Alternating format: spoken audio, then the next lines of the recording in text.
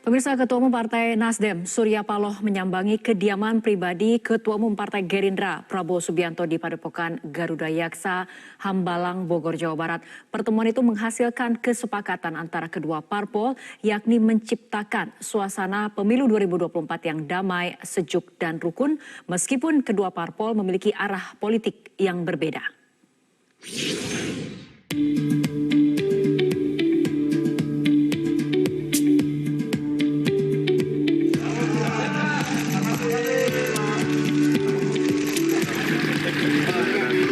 Kedatangan Ketua Umum Partai Nasdem Surya Paloh beserta rombongan ke Hambalang disambut hangat oleh Prabowo Subianto yang didampingi oleh sejumlah petinggi Partai Gerindra. Surya Paloh dan pengurus partai juga disambut oleh penampilan drum band yang membawakan Mars Partai Nasdem. Usai berbicara santai dan makan siang bersama, kedua tokoh menyampaikan hasil pertemuannya kepada awak media. Menurut Prabowo, pertemuan tersebut merupakan pertemuan antara dua sahabat yang kebetulan saat ini berkecimpung di dunia politik dan menjadi ketua umum dari partai politik.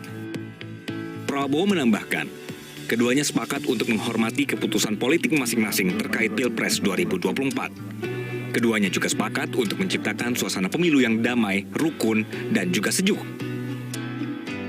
Jadi kita berharap dan kita akan menyongsong, kita akan berjuang.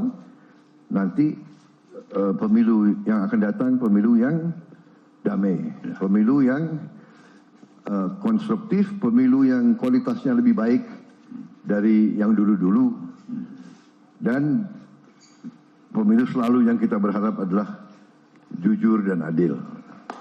Saya kira itu dari saya, dan kita sepakat bahwa ini komunikasi politik harus lebih intensif, lebih sering dilakukan dengan semua pihak.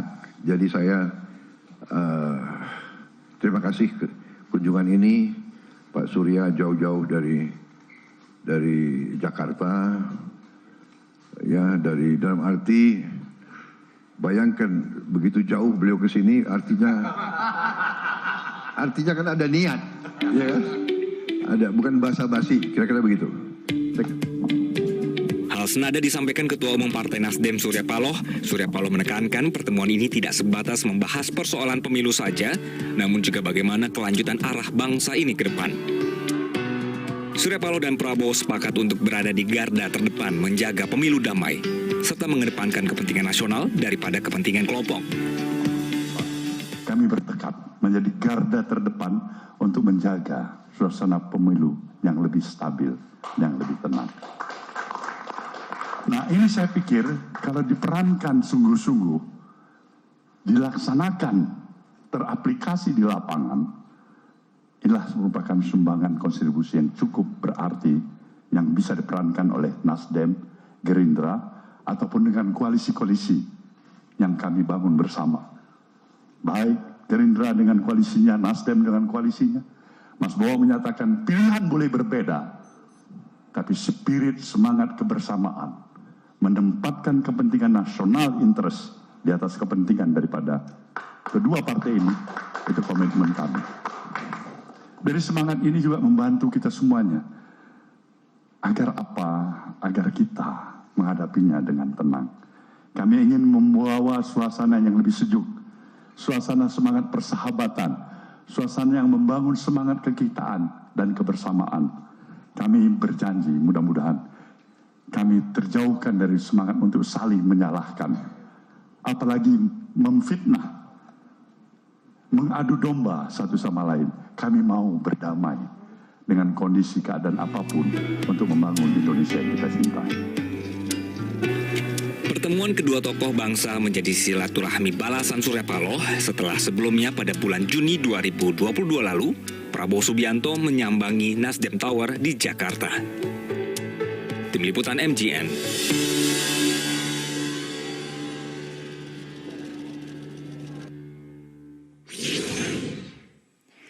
Pemirsa, Ketua Umum Partai Nasdem, Surya Paloh bertemu dengan Ketua Umum Partai Gerindra, Prabowo Subianto. Apa saja yang dibahas oleh kedua tokoh tersebut? Kita akan membahasnya bersama Ketua DPP Partai Nasdem, Willy Aditya, serta Direktur Eksekutif Poltreking Indonesia, Hanta Yuda. Selamat malam, Mas Willy dan juga Mas Hanta.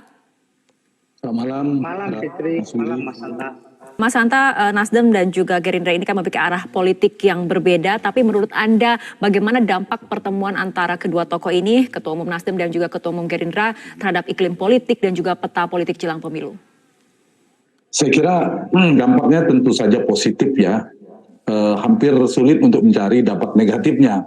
Karena pertemuan dua tokoh politik di suasana tahun politik, saya mencatat 3 hal yang menarik dari pertemuan hari ini. Satu adalah memberikan pelajaran tentang cara menghormati dan menghargai lawan politik. Itu satu. Yang kedua adalah kita tahu dua pertemuan ini sepertinya sinyalnya cukup kuat adalah kesepakatan atau bersepakat untuk tidak sepakat dalam satu perahu kontestasi Pilpres 2024.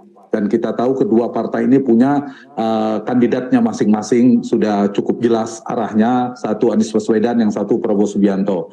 Yang ketiga, Rara, yang menarik juga menurut saya biasanya pertemuan ini kan dalam rangka untuk membangun kemungkinan koalisi, bicara tentang kerjasama. Nah, pertemuan pada tadi siang itu lebih pada pertemuan yang menyatakan tentang perpisahan, tetapi ingin menciptakan perpisahan dalam konteks untuk membangun situasi yang lebih kondusif, yang lebih damai, yang lebih stabil politiknya, meskipun kita tahu gejolak politik menghadapi tahun politik cukup kuat. Nah, belajar dari 3 hal ini, saya kira 3 pelajaran ini saya kira akan memberikan dampak positif ya, bahwa pertemuan itu tidak melulu selalu dalam rangka membangun kerjasama dalam suatu koalisi. Misalnya koalisi Indonesia Bersatu bertemu, koalisi perubahan bertemu. Nah, pertemuan antar koalisi, antar poros, antar kutub politik itu juga penting menurut saya untuk mengurangi konstruksi politik. Nah, ini kan sangat penting.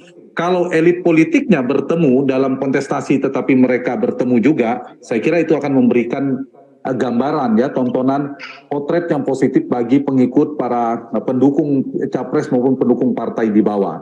Hal yang lainnya menurut saya, Rara, yang saya kira yang pantas untuk dijadikan beberapa catatan dari sisi Pak Surya Paloh dulu ya. Kira-kira saya membaca ada beberapa hal atau katakan langkah politik yang hendak dicapai. Satu, tentu sama tadi disampaikan oleh Mas Willy, ingin membangun suasana pemilu yang damai, yang sejuk, yang kondusif. Itu yang diikhtiarkan oleh Pak Surya Paloh dan Partai Nasdem saya baca.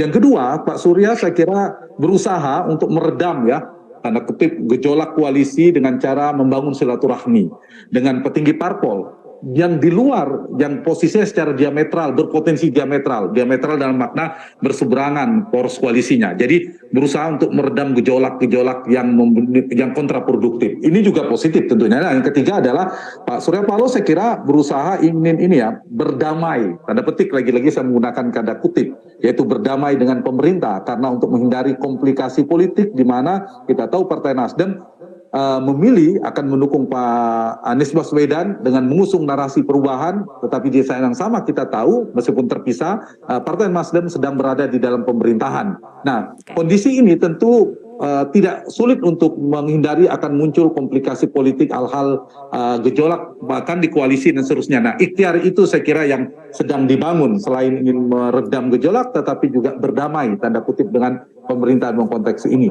Apapun istilah bahasa, diksi atau narasinya, saya kira dampaknya tetap positif. Sebuah ikhtiar untuk membangun suasana atau situasi yang lebih sejuk dalam kontestasi menjelang 2024. Mas Hanta, apabila Anda lihat dari pertemuan tadi antara Nasdem dan juga Gerindra ataupun pertemuan saling mengunjungi ketua umum sendiri, Anda melihat ini sebuah tradisi yang kemudian seharusnya memang seperti ini untuk menjaga kondisi ataupun iklim pemilu tetap kondusif, Mas Hanta? Iya, saya kira ini supaya dikesankan ke publik tidak cuma hanya basa-basi, tetapi ini menjadi tradisi.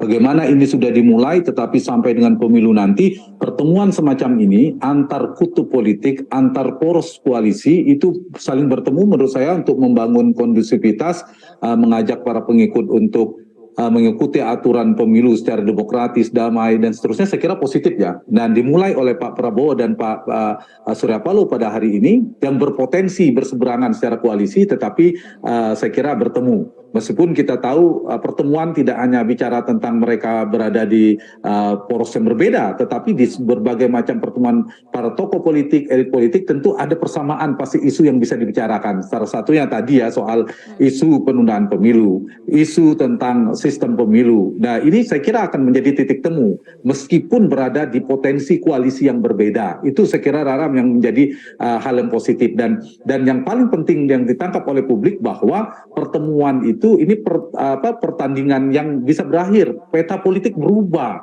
Kita lihat saja 2004, 2009, 2014, 2019. Peta kan berubah-berubah. Tadinya Gerindra di seberang, Nasdem bersama dengan PDIP dan seterusnya. Sekarang berubah-berubah. Karena itu 5 tahun sekali peta politik berubah. Ketika peta politik berubah dinamis, maka publik juga harus dididik bahwa kita tidak boleh habis-habisan. Nah, satu lagi saya kira Rara yang mungkin ingin saya sampaikan bahwa di fase kandidasi seperti ini juga sedang kompetisi ya, pertarungan para istilah saya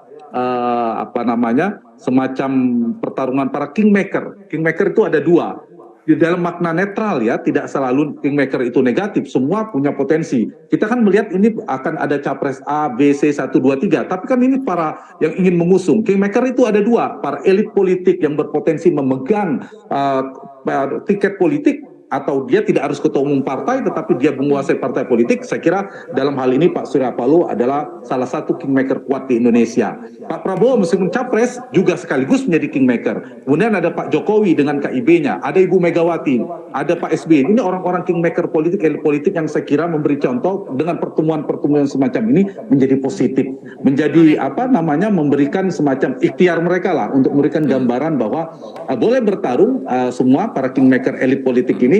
Yang kedua adalah tentu elit ekonomi bisnis ya, ini juga pertarungan para pemilik kapital, mereka juga sedang bertarung soal di fase kandidasi ini siapa yang akan diusung. Tapi poin penting dari pertemuan hari ini Rara, menurut saya adalah memberi contoh kepada publik bagaimana cara menghormati, menghargai potensi lawan politik. Ini penting dan positif bagi Indonesia ke depan. Pertemuan tadi memberikan